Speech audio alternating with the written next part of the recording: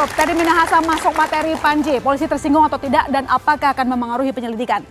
Tadi seperti yang sudah saya sampaikan dalam pantauan kita, khususnya di Polda Metro Jaya ini, penyelidikan yang dikerjakan oleh penyidik Polda Metro Jaya ini sekali lagi karena didasarkan menerima pengaduan dan laporan. Artinya tidak didasarkan oleh pertanyaan-pertanyaan, ada asumsi-asumsi ketersinggungan.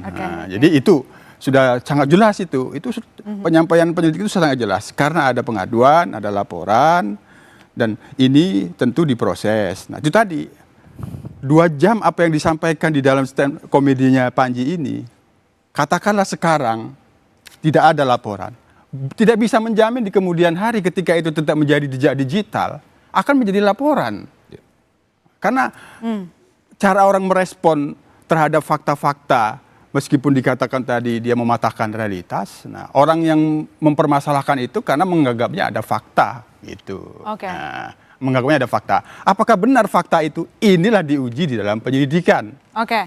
Baik, Mbak Asvina, ini masih on track nggak menurut Anda di penyelidikan kasus Panji? Kalau penyelidikan masih. Tapi kalau sampai penyidikan aneh, karena begini, tadi saya mau ngomentar ini sebenarnya sudah ada head spin.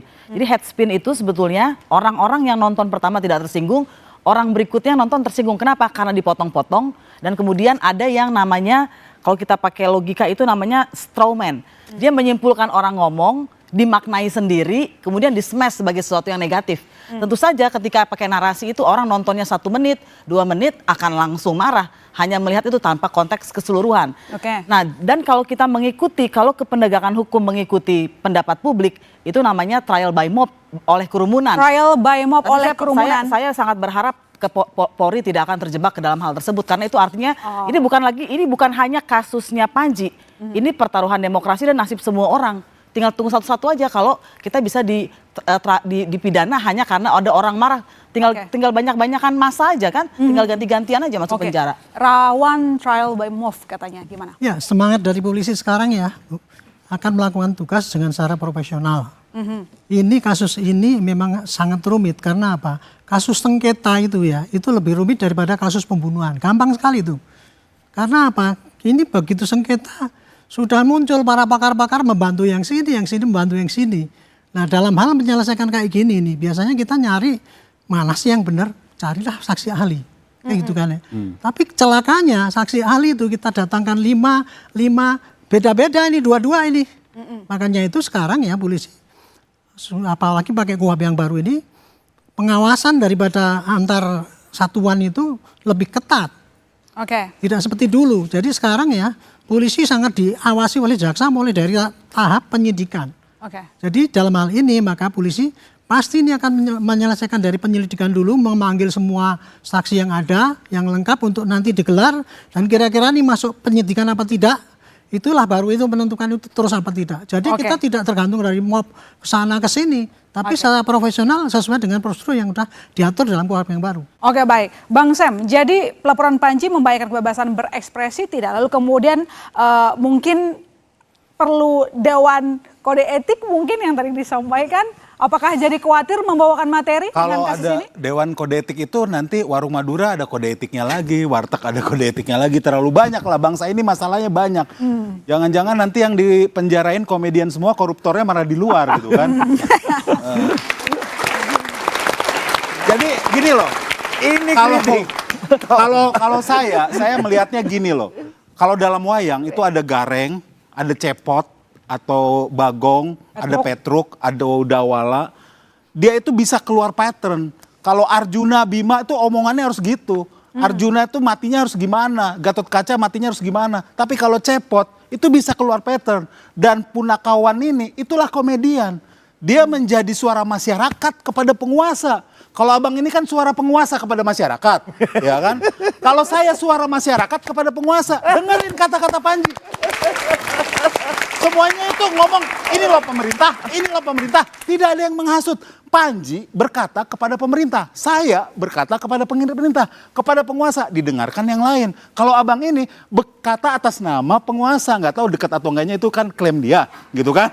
Nah seperti itu, jadi kalau menurut saya ya, menurut keyakinan saya, jadi menurut keyakinan saya itulah. Jadi jadilah suara masyarakat kepada penguasa, bukan suara penguasa kepada masyarakat. Itu. Oke, Mas Ade, apakah kasus dari Panji bisa bisa menjadi presiden buruk terhadap kebebasan berekspresi?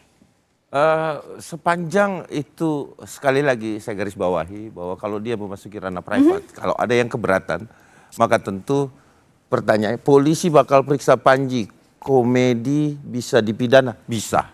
Oke. Sepanjang itu masuk ke ranah privat, katakanlah saya tidak terima, saya bisa melaporkan kok.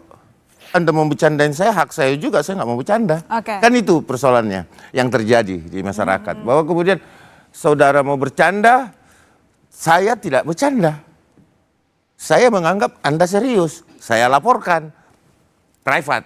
Nah ketika itu masuk ranah privat, pasti bisa dipidana. Oke. Tetapi kalau itu kebebasan berekspresi, terus kemudian mengkritik pemerintahan, yang saya seolah-olah dekat dengan pemerintah lagi tadi kan. Nah, artinya saya dekat dengan hukum. Artinya penegakan hukum ya tidak bisa juga kita indahkan itu kepada masyarakat luas. Baik, Mas Satrio, pertanyaan yang sama, kasus Panji bisa menjadi presiden buruk terhadap kebebasan berekspresi? Ya, saya melihat bahwa ada yang menarik dari pertunjukan ini. Di waktu 1 jam 33 menit. Panji itu sudah sadar betul tentang kondisi dialog ini sebenarnya. Dia bilang bahwa pasti banyak orang yang tidak mengerti arti komedi ini. Dia mengatakan itu. Dia sudah paham betul pasti akan ada gelombang-gelombang ini yang akan dilakukan pada diskusi dan lain-lain ataupun tuntutan dan lain-lain. Nah, menurut saya selama komedi itu dan tawa itu belum dilarang, itu akan terus mengalir tetesan-tetesan kritik. Tidak akan pernah bisa dibendung. Karena basic komedi adalah lahir sejak Romawi dan Yunani, itu lahir karena kritik. Oke, baik. Tambah dong satu lagi. Dikit aja, singkat. Dikit aja ya. Dikit aja. Jadi memang yang harus dijamin adalah kebebasan berpendapat. Tapi yang tidak dijamin itu kebebasan setelah berpendapat.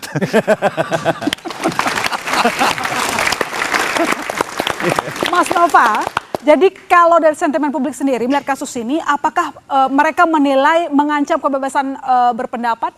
Terganggu nggak kira-kira? Itu narasi yang cukup kuat sebenarnya di media sosial. Oke. Narasi kebebasan berpendapat tentang masa depan demokrasi dan sebagainya. Itu justru kritik-kritik yang pertama kali dijawab dan dilontarkan kepada para pendukung Pak Gibran. Oke, baik. Soal ini singkat saja, Mas Heri, kebebasan berpendapat terancam atau tidak? Perlu dipidana atau enggak kira-kira? Menurut saya ini edukasi saja ya, tidak perlu masuk ke ranah yang lebih serius pidana. Tapi kalaupun ini sampai dipidana di ujungnya nanti, bukan harapan saya pribadi begitu ya. Mungkin Bang Semi bisa pindah kembali lagi ke Krispatih kali ya. Tapi bagi saya penekanan saya begini, bahwa ini adalah tafsir dan interpretasi. Ini beda dengan delik kejahatan pembunuhan. Clear kita nggak ada perdebatan. Tapi kalau ini masih ada ruang yang memang bisa kita perdebatkan begitu, dan mudah-mudahan perdebatannya untuk keadilan. Oke, baik. Terima kasih seluruh narasumber yang telah bergabung di Bola Liar. Dengan demikian saudara, saya masih Sultan pamit. Sampai jumpa minggu depan.